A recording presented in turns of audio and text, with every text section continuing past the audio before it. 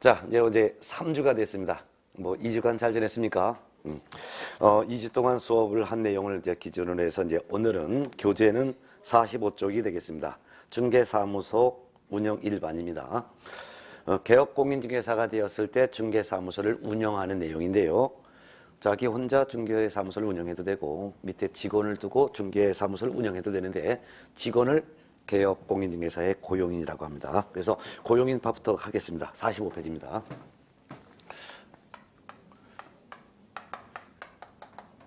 이 개업공인중개사가 이 중개사무소를 운영함에 있어서 개공 혼자 사무소를 운영해도 되지만 개공이 그 밑에 직원을 둘 수가 있어요. 직원을 개공의 고용인이라고 부르죠. 물론 이제 개공은 세 종류의 개공이 있습니다. 법개공도 있고 공개공도 있고 부개공도 있는데 이 세 명의 개공이 밑에 직원을 둘 수가 있어요. 이 직원을 고용인이라고 하는데 이 고용인의 종류는 두 종류가 있습니다. 첫 번째는 이제 공인중개사 자격이 있는 자, 두 번째는 공인중개사 자격이 없는 자. 공인중개사 자격이 있는 자를 직원으로 고용하면 이를 우리는 소속 공인중개사라고 부릅니다. 자격이 없는 자를 직원으로 고용하면 그 직원을 우리는 중개보조원이라고 하죠. 이 두 사람을 합쳐서 개공의 고용인이라고 합니다. 자, 그런데 주의할 것은 법개공입니다. 이 법개공은 비생명체죠. 그래서 법개공이 직접 중개업무를 할 수가 없기 때문에 법개공은 대표자, 임원사원이 반드시 있죠. 그 외에 별도로 직원을 준다면 그러한 직원을 고용이라고 하는 거예요. 그러면 법개공의 대표자와 임원사원은 고용인이 아니라 법개공과 같이 책임을 지는 주인들이고 법개공의 고용인이란 대표자 임원사원을 제외한 나머지 구성원을 고용인이라고 부른다 이렇게 보면 되겠습니다. 자, 그러면 바로 이제 1번 고용인의 개념부터 한번 보겠습니다. 고용인이란 개업공인중개사에 소속되어 개업공인중개사의 중개업무를 대신 수행하거나 또는 개업공인중개사의 중개업무를 보조해주는 직원을 우리는 고용인이라고 하고 고용인의 종류는 소공, 보조원 두 종류가 있다 해놨습니다. 그 밑에 보면 고용인을 고용해야 될 의무가 있느냐라는 문제가 나오는데요. 개공이 직접 혼자 중개업무해도 되지만 고용인을 고용해도 됩니다. 고용인을 고용할 의무는 없습니다. 그렇지만 개공이 혼자 중개사무소를 운영하다 보면은 매수인 모시고 물건 보여주러 갈 때마다 사무소 잠가야 되죠. 그러면 잠그고서 밖에 나갈 때마다 다른 의뢰인들이 올 때마다 사무소가 잠겨 있으면 그 중개사무소 운영이 안 되겠죠. 그래서 개공이 직원을 고용할 수도 있습니다. 그렇지만 이와 같은 개업공인중개사가 이 고용인을 고용할 의무는 없지만 고용을 했다면 이분들을 고용했습니다라고 등록관청에 신고를 해야 될 의무는 있습니다. 그런데 소속 공인중개사가 되고자 하는 사람은 소속 공인중개사로 근무하기 전에 먼저 교육을 받아야 돼요. 그 교육을 우리는 실무교육이라고 합니다. 실제 중개업무하면서 꼭 알아둬야 될 법률 지식이라든가 또는 중개사무소 경영에 대한 실무, 이것이 법률에 대한 법률 지식, 그 밖에 중개사무소 경영에 대한 실무, 이와 같은 내용을 배우는 실무교육을 미리 받아야지만 소공이 될 수 있기 때문에 개공이 소공을 고용했다면 이 소공이 되고자 하는 사람에게 먼저 실무교육을 받도록 한 후 고용신고를 해야 되는 것이고 중개보조원이 되고자 하는 사람에게는 먼저 직무교육을 받게 합니다. 직무교육이라는 것은 직업윤리를 배우는 교육인데요. 등기부를 띄우는 요령 이런 것도 배우죠. 그래서 중개보조원이 되고자 하는 사람에게는 먼저 직무교육을 받도록 한 다음에 직무교육을 받은 다음에 그 다음에 이제 중개보조원이 됐고 보조원이 됐으면 이런 사람들을 고용했다라고 신고해야 됩니다. 시험에 항상 잘 나오는 게 소공이 되려는 사람에게는 무슨 교육을 받게 하느냐? 실무교육. 중개보조원이 되고자 하는 사람에게는 무슨 교육을 받게 하느냐? 직무교육. 요 각각의 교육을 받게 한 후 신고해야 되는데 언제 신고해야 되냐? 이 고용인들이 업무를 개시하기 전에 신고해야 됩니다. 그래서 만일 오늘 직원을 고용했다면 직원 보고 먼저 가서 교육받고 오세요 라고 이렇게 한 다음에 교육을 받고 왔습니까? 예, 그럼 교육받았으면 잠깐 기세요. 제가 등록관청에 가서 신고할 테니까 신고하고 나면 그때 중개업무 하세요 라고 해야 되는 거죠. 그래서 순차적으로 하면은 소공이 제일 먼저 할 것은 실무교육을 받는다. 그런 다음에 이제 등록관청은 소공을 고용했다라고 고용신고한다. 그런 다음에 이제 소공이 업무를 개시한다. 이런 순서가 되는 것이고 중개보조는 제일 먼저 직무교육을 받는다. 직무교육을 받은 다음에 그 다음에 이제 개공은 중개보존을 고용했다라고 고용신고한다. 그런 다음에 세 번째는 이제 중개보존도 업무를 개시한다. 이런 순서가 된다는 것을 기억해 두셔야 될 것입니다. 물론 고용을 하여 이제 직원들이 중개 업무 합니다.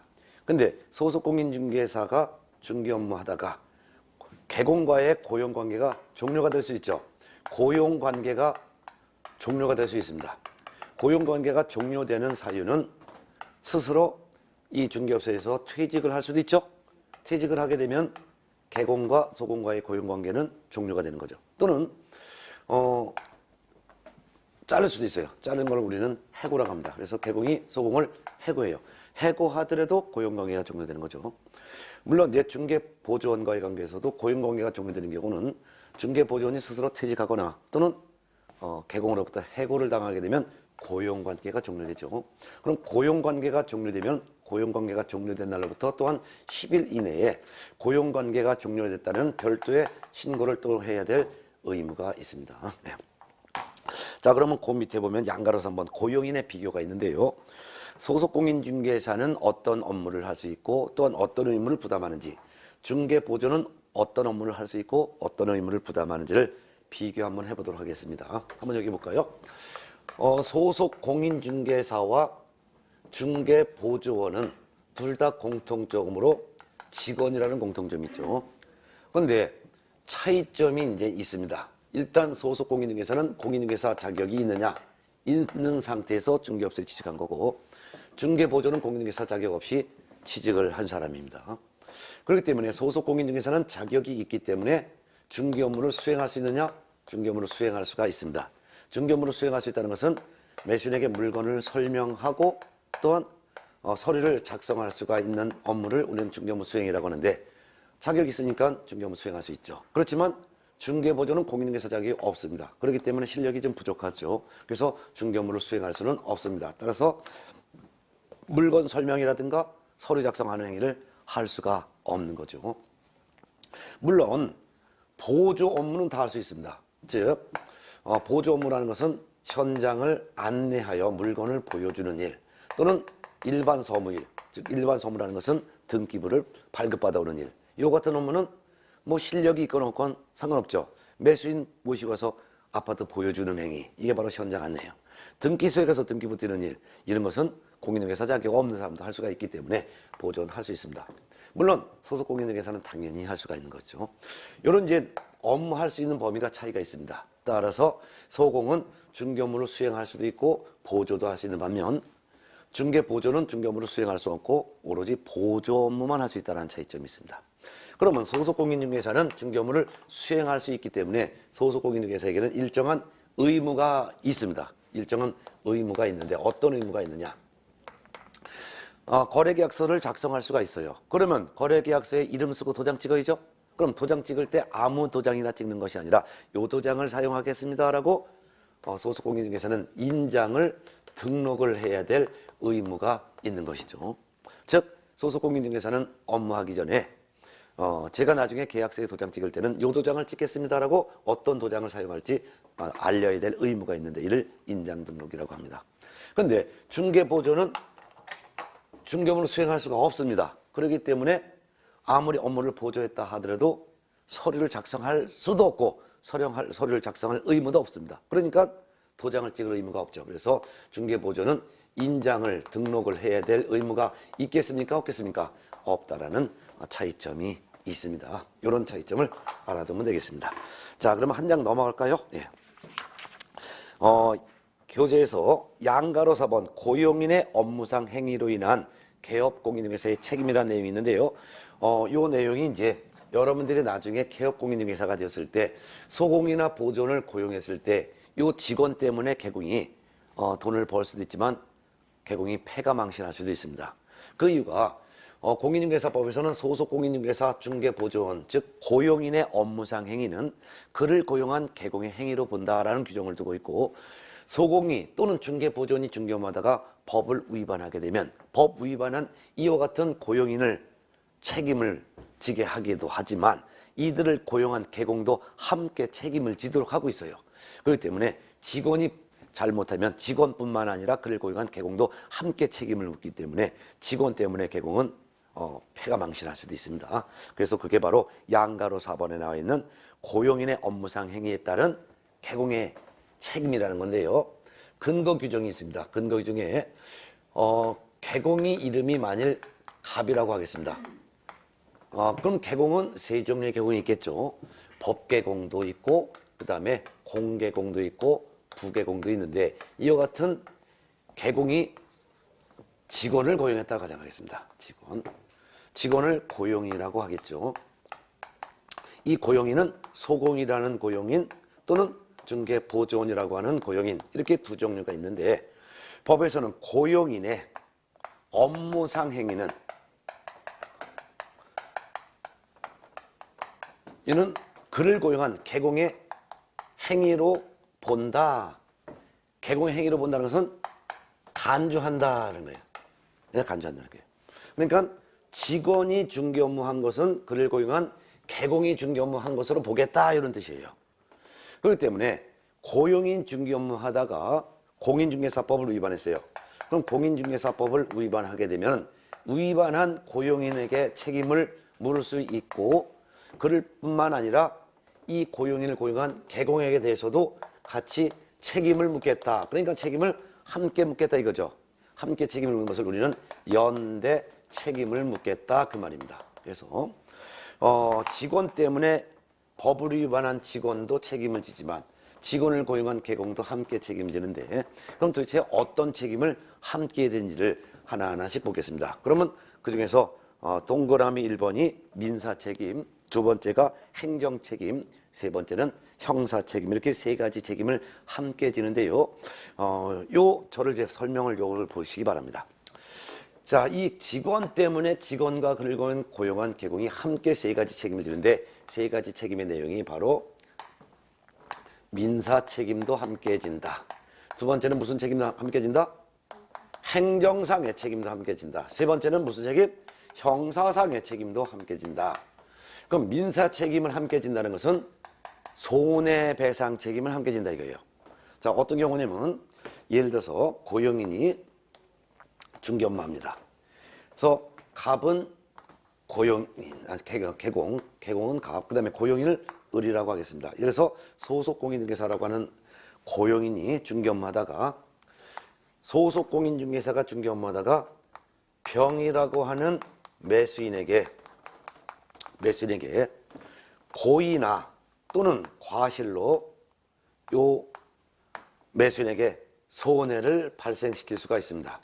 예를 들면은 소속공인중개사 을이 매수인 병에게 이 물건에 대해서 거짓말로 설명할 수도 있죠. 예를 들면은 물건에 하자가 있는데도 불구하고 하자가 없는 것처럼 이렇게 거짓말할 수도 있죠. 또 반대로 토지를 매수하고자 하는 매수인에게 이 토지는 개발 제한 구역으로 묶였기 때문에 건축 행위가 제한되는 토지임에도 불구하고 개발 제한 구역이 풀렸다라고 거짓말할 수 있어요. 개발 제한 구역으로 풀리게 되면 건물을 질 수 있으니까 토지 가격 뛰겠죠. 근데 개발 제한 구역 풀리지 않았어요. 풀리지도 않았는데 풀렸다라고 거짓말을 해요. 그러면 당연히 토지 가격 뛸 거로 기대 심리를 가진 매수인이 계약을 하겠죠. 근데 개발 제한 구역 안 풀렸어요. 그러니까 건물 못 짓죠. 그러니까 토지 사봤자 토지 가격 떼요 안 떼요? 안 떼요. 오히려 팔려도 안 팔리죠. 손해 입을 수 있죠. 예. 또는 이제 고의라는 것은 이제 일부러는 말이고 과실이라는 것은 실수인데요. 실수로 물건을 잘못 보여줄 수도 있죠. 이같이 거짓말 할 수도 있고 또는 실수로다가 잘못 설명할 수도 있습니다. 자, 이 말을 믿은 매수인이 계약을 하여 손해를 발생을 했다면 이 손해에 대해서 민사 책임을 지는데 그게 바로 손해를 배상해야 될 책임을 진다 그 말입니다. 이때 손해배상 책임은 누가 지냐?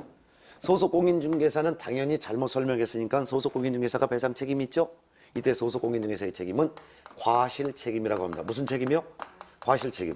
과실책임이라는 것은 실수로 발생시킨 손해를 배상해야 될 책임이 있다는 거예요. 실수로 발생한 손해를 배상할 책임이 있으니 고의로 발생한 손해는 더욱 배상 책임이 있겠죠. 그래서 앞으로 공부하면서 과실책임하면 실수로 발생한 손해뿐만 아니라 고의로 발생한 손해도 다 배상 책임이 있는 것을 과실책임이라고 하죠.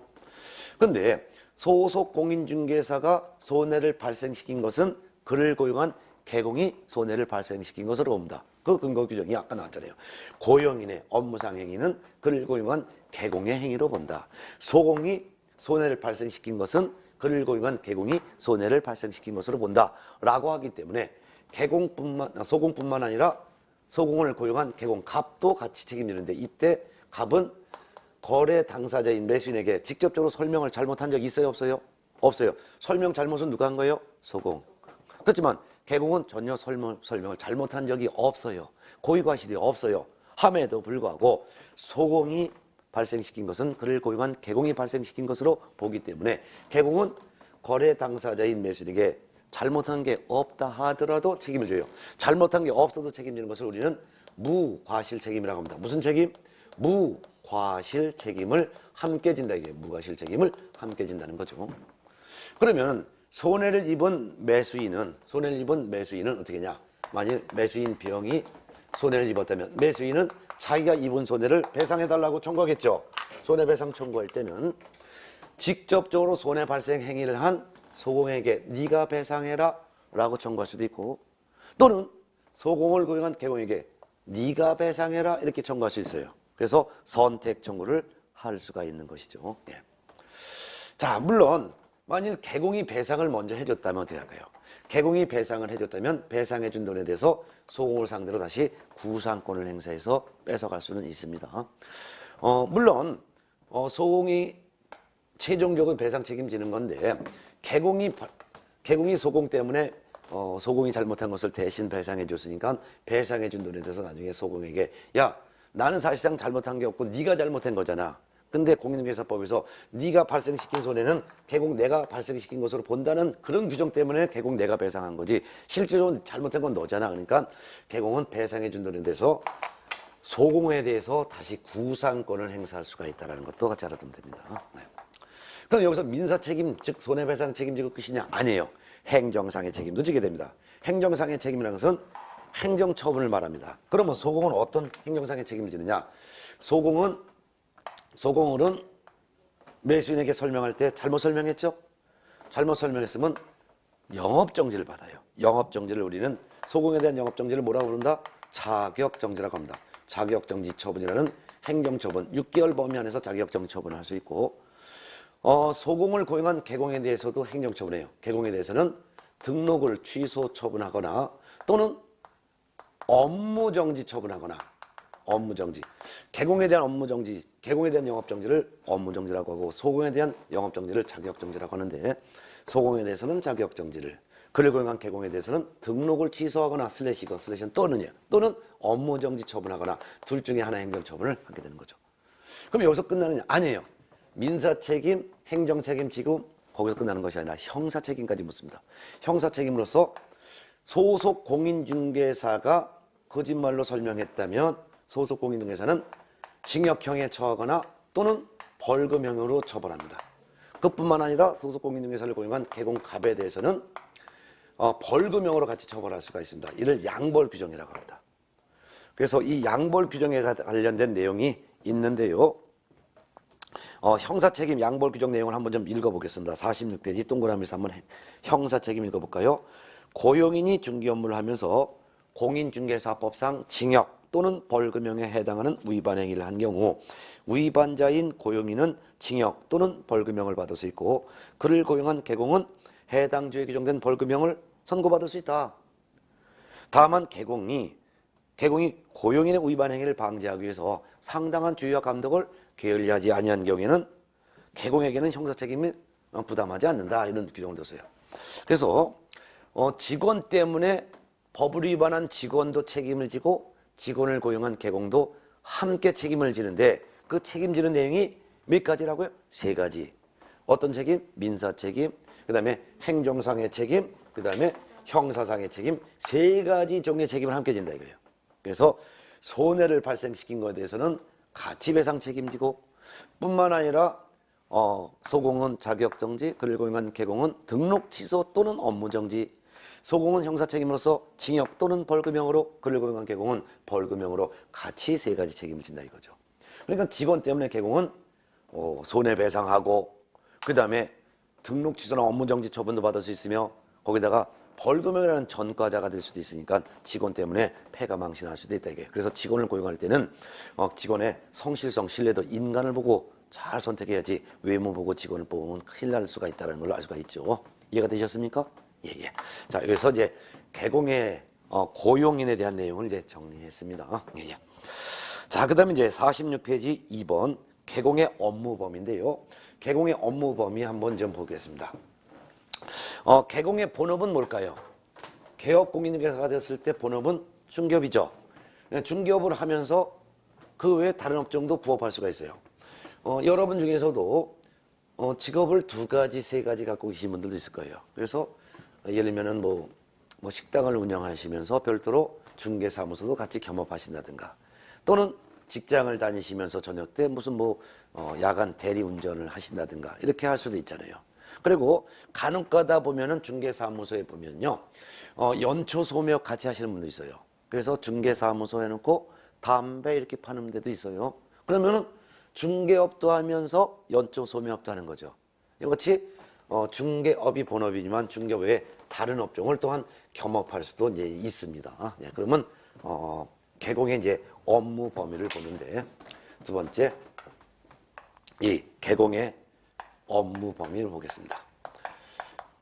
개공의 업무 하면은 크게 보면은 본업과 겸업으로 나눌 수 있어요. 본업, 그 다음에 플러스 부업. 부업을 공인중개사법에서는 겸업이라고 표현하고 있습니다. 그러면 법개공이건 공개공이건 부개공이건 본업은 뭐가 본업이에요? 중개대상물, 즉 부동산에 대한 중개업이 본업이겠죠? 예, 예. 그러면 중개대상물에 대한 중개업, 즉 부동산 중개업이 본업인데, 중개대상물은 몇 종류가 있다? 중개대상물의 종류는 몇 가지가 있다? 5가지가 있죠. 중개대상으로 하면 중개의 대상이 되는 물건, 결국 부동산이잖아요. 그러면 중개의 대상물은 5가지. 토, 건, 입, 공, 광. 뭐라고요? 토, 건, 입, 공, 광. 토, 토지. 건, 건축물. 입, 입목. 공, 공장재단. 광, 광업재단. 요 5가지가 바로 중개대상물의 범위죠. 요 중개대상물 5가지에 대한 중개업이 본업이라 이거예요. 그런데 이와 같은 중개대상물이 어느 지역에 있느냐, 어느 지역에 있는 중개대상물에 대해서 중개업을 할 수 있느냐, 그래서 어느 지역에 있는 물건을 중개할 수 있느냐, 이게 바로 지역의 범위라고 하는 거예요. 그러면 이와 같은 물건에 대해서 법개공과 공개공, 법인인 개업공인중개사와 공인중개사인 개업 공인중개사는 전국에 소재한, 전국에 있는 중개대상물에 대해서 중개업을 할 수 있죠. 만일 법개공에 주된 사무소가 서울특별시 동작구 노량진동에 있다 하더라도 전국에 있는 토건 입공광에 대한 중개업을 할 수 있어요. 부칙 6조 2항에 규정된 개업공인사와 달리 법개공과 공개공은 이분들은 공인중개사 자격이 있죠. 법개공의 대표자는 당연히 자격이 있어야 되잖아요. 그리고 공인중개사인 개업공인중개사도 자격이 있죠. 그러니까 실력이 있죠. 그래서 이분들은 전국에 있는 중개대상물, 즉 전국의 토건 입공광에 대해서 중개업을 할 수 있다 이거예요. 공개공의 사무소가 서울특별시 강남구 대치동에 있다. 전국에 있는 토건 입공광 다 중개를 업으로 할 수 있다 이거죠. 그런데 교재 오른쪽 47페이지 보면 동그라미 2번 법 부칙 6조 2항에 규정된 개업 공인중개사는 그렇지 않습니다. 부칙 6조 2항에 규정된 개업 공인중개사는 전국에 있는 부동산을 다 중개업을 할 수 있는 것이 아니라 원칙은 자기 중개사무소가 소재하는 특별시 안에 있는 것만, 만일 중개사무소가 광역시면 광역시 내에 있는 것만, 만일 부개공의 사무소가 도지역이 되면 그 도지역 안에 있는 것만, 특별시, 광역시, 도를 줄여서는 시도라고 하겠습니다. 시도를 업무적 관할구역으로 합니다. 그 말은 부칙 6조 2항에 규정된 개업공인중개사는 이들의 중개사무소가 소재하고 있는, 중개사무소가 소재하고 있는 특별시, 광역시, 도를 업무적 관할구역으로 한다 이게요.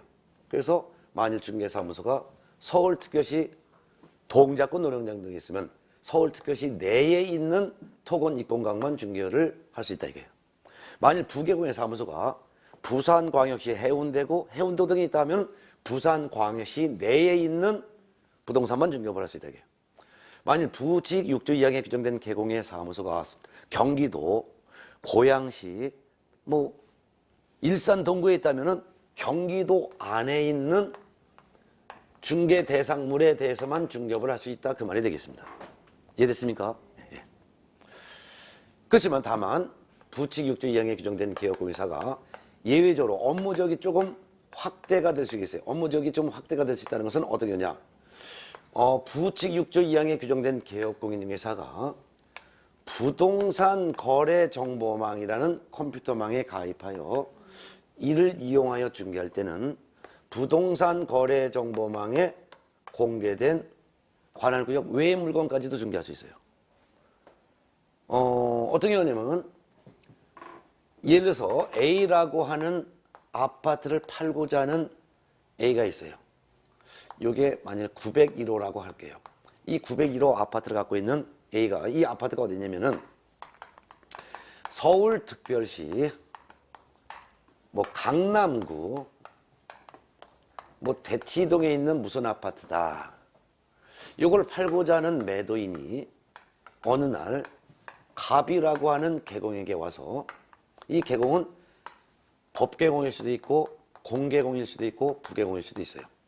이 계공에 와서 이 아파트 좀 팔고 싶다. 그 아파트 좀, 이게서 45평형인데 이거 17억 원에 좀 팔아달라. 지금 17억 정도 가죠. 팔아달라는 중개 의뢰 받았을 때 팔아달라는 물건은 확보했는데 이와 같은 아파트를 사겠다는 매수인이 없다 이거예요. 그러니까 이 매도인이 팔아달라고 의뢰한 물건을 이 부동산 거래 정보망인데, 이 부동산 거래 정보망이라는 매물 정보가 공개되어 있는 컴퓨터망을 부동산 거래 정보망이라고 해요. 이 부동산 거래 정보망에다가 정보를 공개합니다. 즉, 이 물건은 아파트입니다. 이 물건은 서울특별시 강남구 무슨 동에 있는 아파트입니다. 그렇지만 몇 동 몇 호 이거는 공개 안 해요. 몇 동 몇 호까지 다 공개해버리면 이 물건을 본 다른 계공이 직접 매수인 데리고 이 물건을 보러 갈 수 있기 때문에 매물 정보를 공개하는 계공은 소재는 개략적으로 무슨 구 무슨 동에 있는 아파트다. 면적은 45평 정도 되는 거다. 이게 28층에 있다. 근데 이 전체 아파트는 40층짜리 아파트인데 그중에서 28층에 위치한다. 이거 17억 정도 선에서 팔 의향이 있다. 이런 매물을 갑이라는 계공 내가 갖고 있다. 그러니까 이런 물건을 매수 의뢰받은 다른 계공은 이런 물건을 갑계공 내가 갖고 있으니 나와 공동중개합시다 라고 하면서 정보를 공개한 계공의 명칭, 즉 상호도 공개하고 시망 공인중개사 사무소, 그 다음에 사무소의 전화번호는 몇 번이다, 이렇게 딱 공개하는 거죠. 자, 어느 날 이제 반대로 어느 날 B라고 하는 매수인이 있다고 가정할게요. B라고 하는 내 매수인이, 이 사람은 어디 사냐면 경기도 과천시에 산다라고 할게요. 과천시 무슨 동에 살고 있는 매수인이 돈이 좀 있나 봐요. 그래서 근처에 있는 을이라고 하는 부칙 6조 2항에 규정된 계공, 요 계공에게 내가 강남 대치동 쪽에 있는 한 15억에서 20억 정도 되는 아파트 하나 사고 싶은데 이런 아파트 하나 구입할 수 있도록 중개 좀 부탁해, 이렇게 부탁합니다. 이때 부칙 6조 2항에 규정된 계공 을은 사무소가, 이 사람도 경기도에 있어요. 경기도 과천에 있는 그러한 계공이라고 할게요. 그러면 이 매수인이 사달라고 부탁하는 것은 어디 있는 부동산 사달라 했어요? 서울특별시 강남구 대치동에 있는 거. 그러면 경기도에 중개사무소가 있는 이 부계공은 경기도에 있는 부동산만 중개할 수 있는 거지 서울에 있는 부동산을 중개할 수가 없는 것입니다. 그렇지만 부칙 6조 2항에 규정된 계공이 부동산 거래 정보망에 가입해서 검색해 봤습니다. 검색을 딱 해봤더니 매수인 B가 사고 싶어하는 서울특별시 강남구 대치동에 있는 아파트 팔겠다는 물건이 공개가 돼 있죠. 공개되어 있는 물건이라면 중개할 수 있다 이거예요. 이때 중개하는 것은 부계공 혼자 중개하는 것이 아니라 정보를 공개한 갑개공과 정보를 검색한 을이라는 부개공 두 명의 개공이 같이 공동으로 중개를 한다 이거예요. 공동 중개하여 두 사람이 매매 계약을 하도록 같이 공동 중개한다는 것이죠.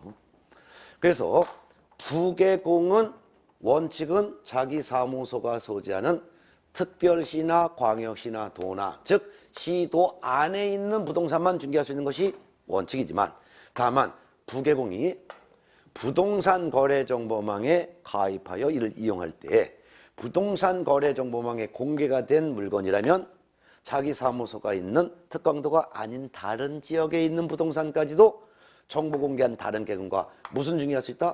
공동으로 중개할 수 있다는 개념이죠. 네.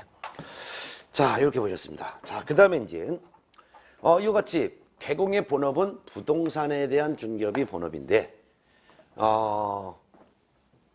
법개공이건 공개공이건 부개공이건 중개할 수 있는 물건은 토건, 입공광이지만 그 중에서 법개공과 공개공은 전국에 있는 토건, 입공광을 다 중개할 수 있고 부개공은 원칙은 사무소가 소지하는 즉 중개사무소가 소지하고 있는 특강도 내에 있는 즉 특강도 안에 있는 부동산만 중개할 수 있는 게 원칙이지만 다만 정보망에 공개된 물건은 다른 지역에 있는 물건도 추가로 중개할 수 있다. 공개된 물건을 추가로 중개할 수 있다는 것은 정보를 공개한 다른 계층과 공동으로 중개할 수 있다라는 뜻이죠. 자, 그 다음에 이제 교재에는 47쪽 양가로 2번 겸업범이라는 게 있습니다. 겸업범이라는 것은 본업인 부동산 중개업 외에 추가로 다른 업종을 부업을 할 수가 있는데 겸업을 할 수가 있는 범위가 계공별로 차이가 있습니다. 그래서 법계공은 어떤 업종을 더 겸업할 수 있고 그 다음에 공계공은 어떤 업종을 더 부업을 할 수 있으며 부계공은 어떤 업종을 더 부업을 할 수 있는지 겸업의 범위가 차이가 있습니다. 그 중에서 법계공은 본업으로서 중개업, 중개 대상물에 대한 중개업 요구하면서 추가로 할 수 있는 것은 6가지만 겸업이 가능합니다. 이렇게 해놨어요.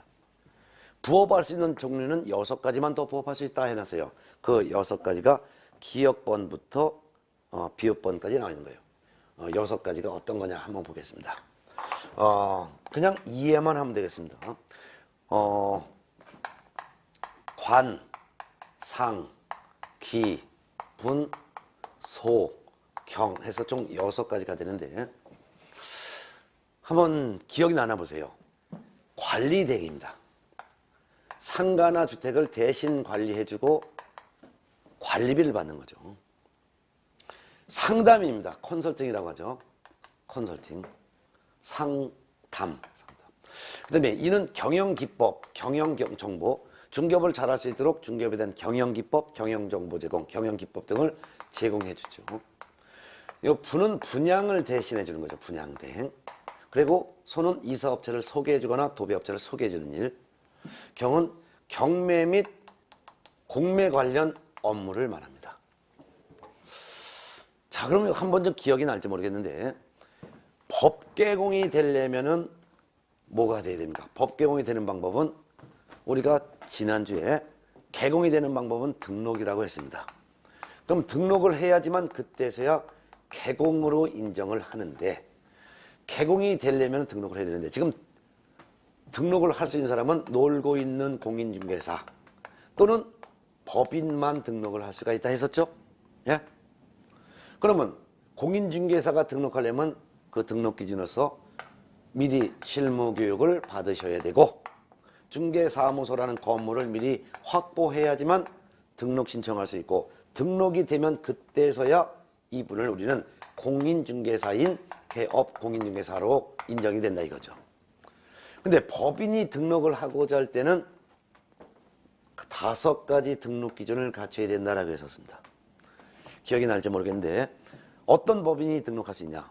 상법상 회사 또는 협동조합 기본법 2조 1호에 따른 협동조합, 상법에 규정된 회사이거나 또는 협동조합 기본법에 규정되어 있는 협동조합에 해당되는 법인이 되죠.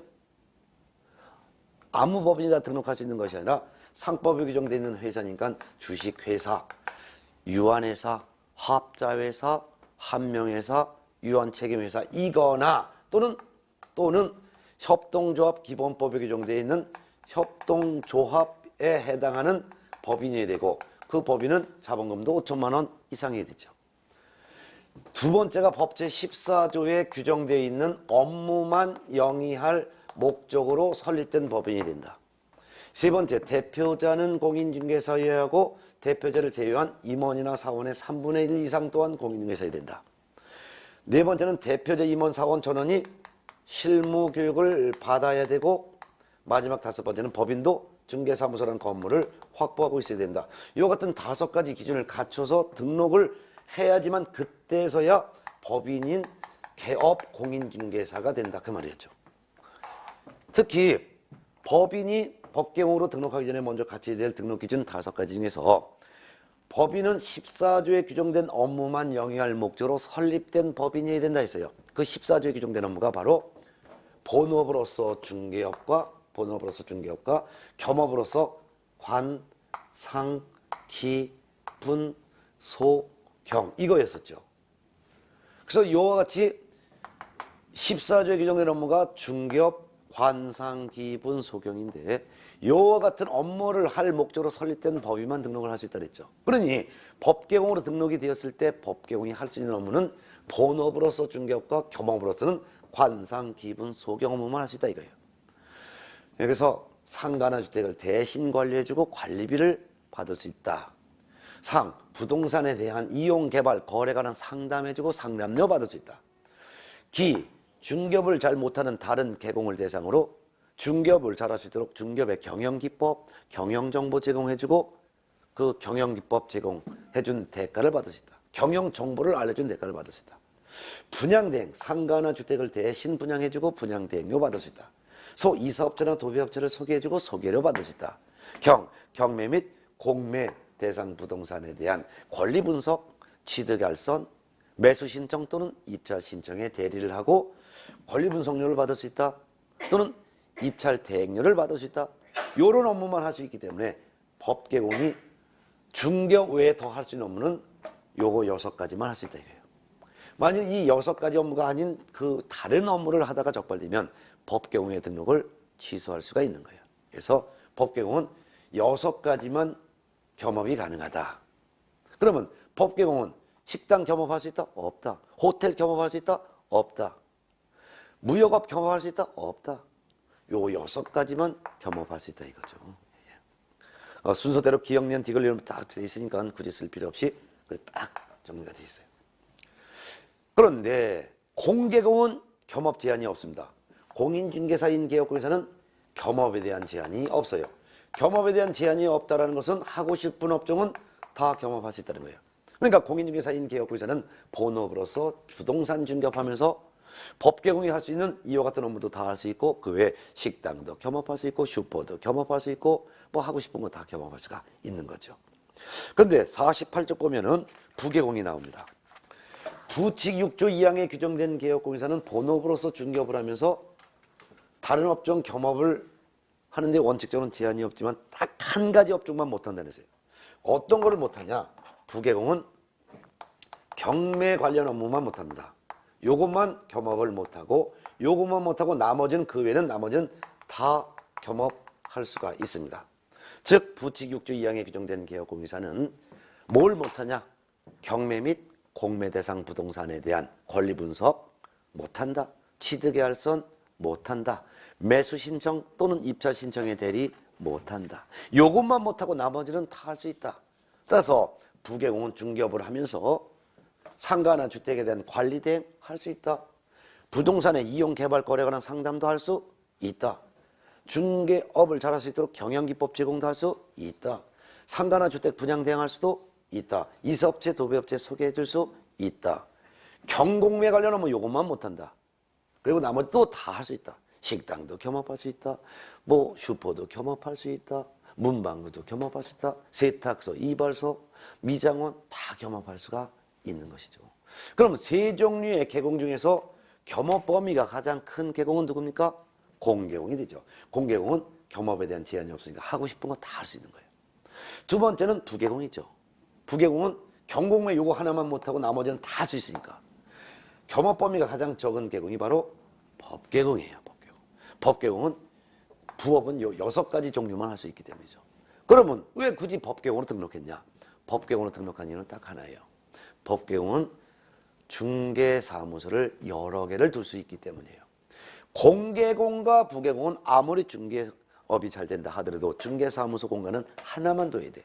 그렇지만 법계공은 본사 건물 외에 지점 건물을 더 둘 수가 있기 때문이죠. 그래서 지점 건물을 우리는 분사무소라고 하는데 법계공은 분사무소 설치할 목적으로 이와 같이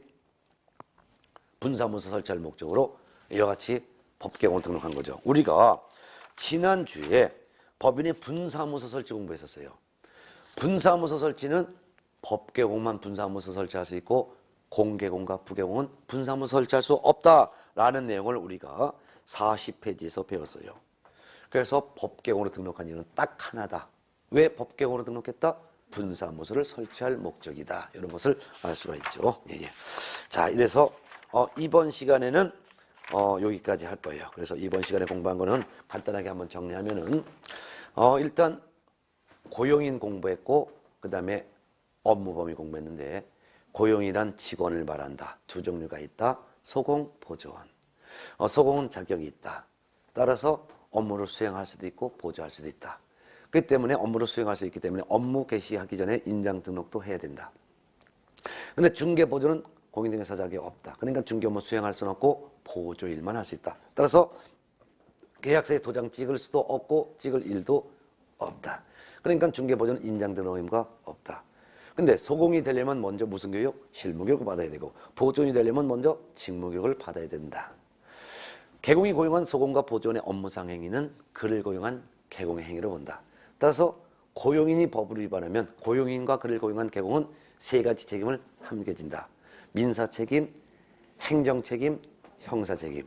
그래서 민사책임으로서 손해 발생시킨 것을 손해 발생 행위를 한 고용인과 그를 고용한 계공이 연대서 배상 책임을 지게 되는 것이고 또한 행정상의 책임으로서 소공은 자격정지를 그를 고용한 계공은 등록 취소나 업무 정지를 뿐만 아니라 형사 책임으로서 고용인은 징역 또는 벌금형으로 처벌받을 수 있고 그를 고용한 계공은 벌금형으로 같이 받을 수 있다는 거.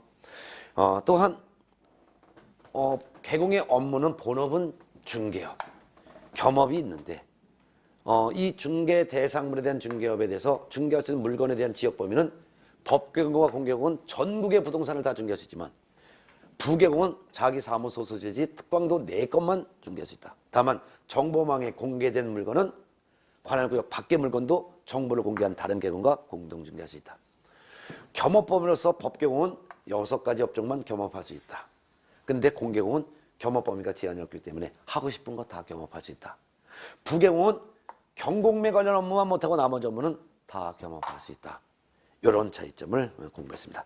자, 다음 시간은 교재 48페이지 인장등록, 휴업과 폐업, 그 다음에 중개계약, 부동산거래정보망 이 부분을 가지고 다음 시간에 보도록 하겠습니다. 자, 그럼 다음 시간에 볼까요?